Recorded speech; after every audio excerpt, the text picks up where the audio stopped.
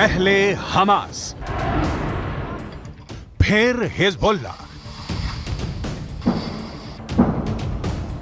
इसके बाद हूथी और अब इजराइल से भिड़ने के लिए लेबनान पहुंच चुकी है बेहद खतरनाक और एलीट फोर्स इमाम हुसैन ब्रिगेड।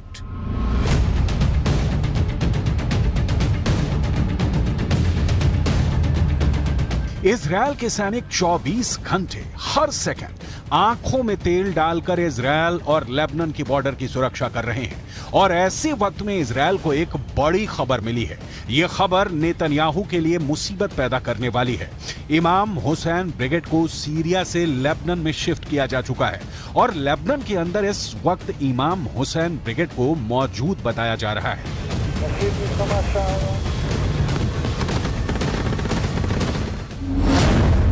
यह दावा इजराइल डिफेंस फोर्स के अरबी भाषा के प्रवक्ता अविचाई अद्राई ने एक ट्वीट के जरिए दी है। ट्वीट में लिखा गया है कि हाल के हफ्तों में इजराइल के खिलाफ हिजबुल्लाह के बुरी तरह से फेल होने के बाद अब इमाम हुसैन ब्रिगेड सीरिया से लेबनान आ गई है और इसका लीडर जुल्फिकार है। इमाम हुसैन ब्रिगेड को भी ईरान फंड करता है और दावा यह किया जाता है कि यह इमाम हुसैन ब्रिगेड ईरान के सबसे ताकतवर सेना इस्लामिक रिवॉल्यूशनरी गार्ड को रिपोर्ट करती है। इमाम हुसैन ब्रिगेड का सीधे लेबनान में पहुंचना गुरुवार को लेबनान से एक बार में लगातार 19 हमले और फिर शुक्रवार को हिजबुल्लाह के चीफ नसरुल्लाह की फायर ब्रांड स्पीच से साफ है कि मिडिल ईस्ट में अमेरिका और इजराइल के लिए खतरा बढ़ गया है। الاحتمالات في جبهتنا اللبنانية مفتوحة.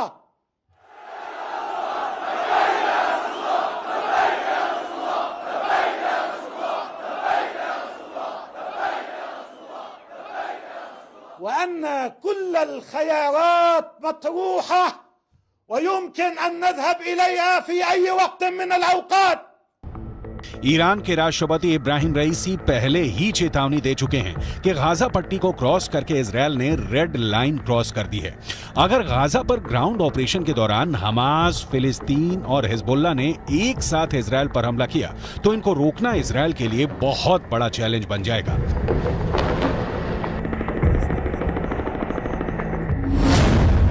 गाजा में हमास के लड़ाकों की तादाद 40 से 50 हजार के करीब है। उत्तर की तरफ लेबनान में मिलिशिया हिजबुल्लाह की तादाद 1 लाख से ज्यादा है। इनके सामने इजराइल में एक्टिव और रिजर्व फोर्स मिलाकर 6 लाख से ज्यादा सैनिक हैं। ये आंकड़े बताते हैं कि इजराइल के पास 4 गुना ताकत है।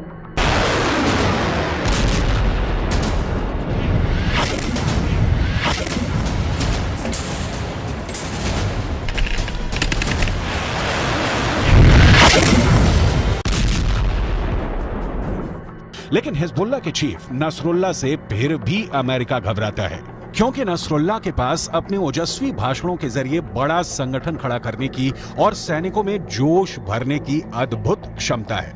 عمليات المقاومة في الجنوب ودماء شهدائنا وشهدائكم في الجنوب تقول لهذا العدو الذي قد يفكر بالاعتداء على لبنان أو بقيامه بعملية استباقية باتجاه لبنان أنك سترتكب أكبر حماقة في تاريخك ووجودك.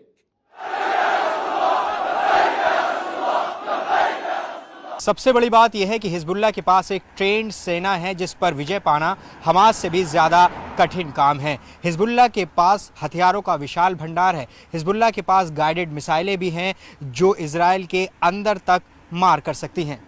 हिजबुल्लाह के पास एंटी टैंक मिसाइलों का बहुत बड़ा जखीरा है, जिसकी वजह से इजराइल को नुकसान भी पहुंचा है। ये मिसाइल ईरान से सप्लाई की जाती रही है और ऐसी मिसाइलों का हिजबुल्लाह के पास बहुत बड़ा जखीरा है।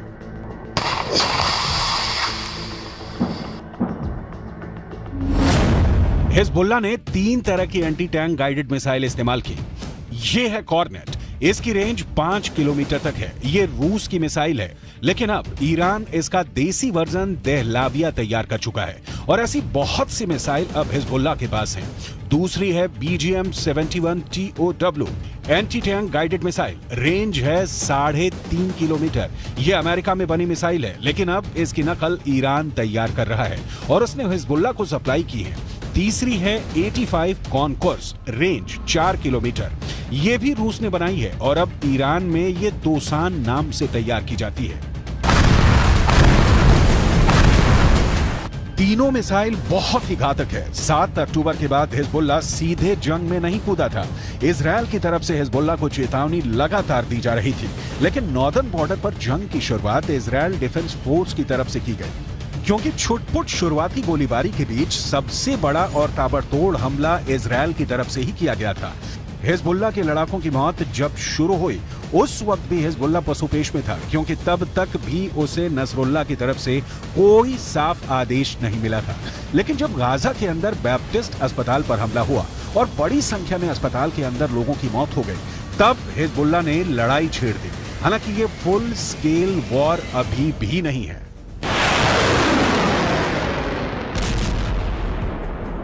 और इस 3 हफ्ते की लड़ाई में हिजबुल्लाह के अब तक 50 से ज्यादा लड़ाके मारे जा चुके हैं। अक्टूबर के तीसरे हफ्ते में तो हिजबुल्लाह के 20 से ज्यादा लड़ाके मारे गए थे, जिसके बाद इस जंग में हिजबुल्लाह धीमा पड़ता नजर आया, लेकिन बाद में धीरे धीरे वो इस जंग में फिर वापस आ गया। ईरान कभी अपनी जमीन पर युद्ध नहीं लड़ेगा, क्योंकि उसके रणनीतिकार बहुत होशियार हैं। ईरान की सरकार यमन, इराक और सीरिया को जमीन का इस्तेमाल करके अमेरिका और इजरायल के ठिकानों पर हमला कर रही है।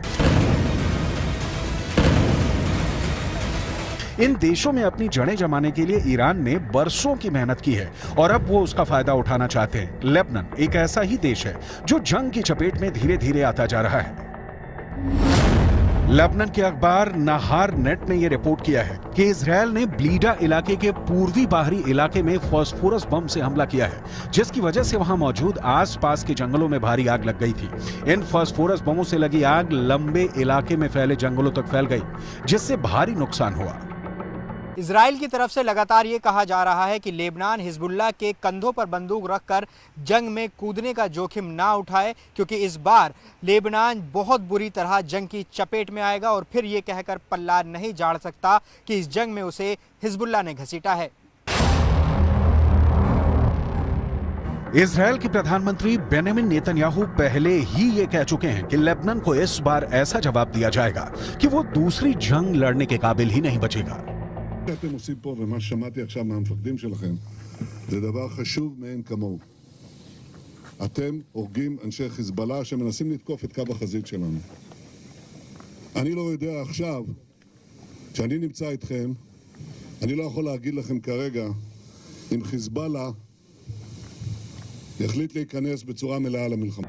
नेतन्याहू के अलावा इजरायल के रक्षा मंत्री योव गैलेंट पहले ही कह चुके हैं कि इस युद्ध में इजरायल का बदला ये तय करेगा कि अगले 75 साल तक इजरायल की जमीन पर रहेगा या नहीं।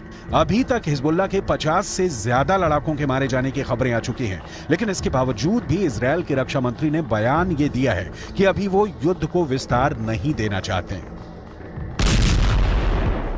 מנהלים מלחמה בחזית הדרומית כנגד חמאס. אנחנו מוכנים לכל התפתחות בצפון. חיזבאללה סופג נפגעים רבים. יחד עם זה אין לנו עניין להרחיב את המלחמה. אם נידרש לעניין הזה, נדע מה לעשות. הכוחות מוכנים בהגנה.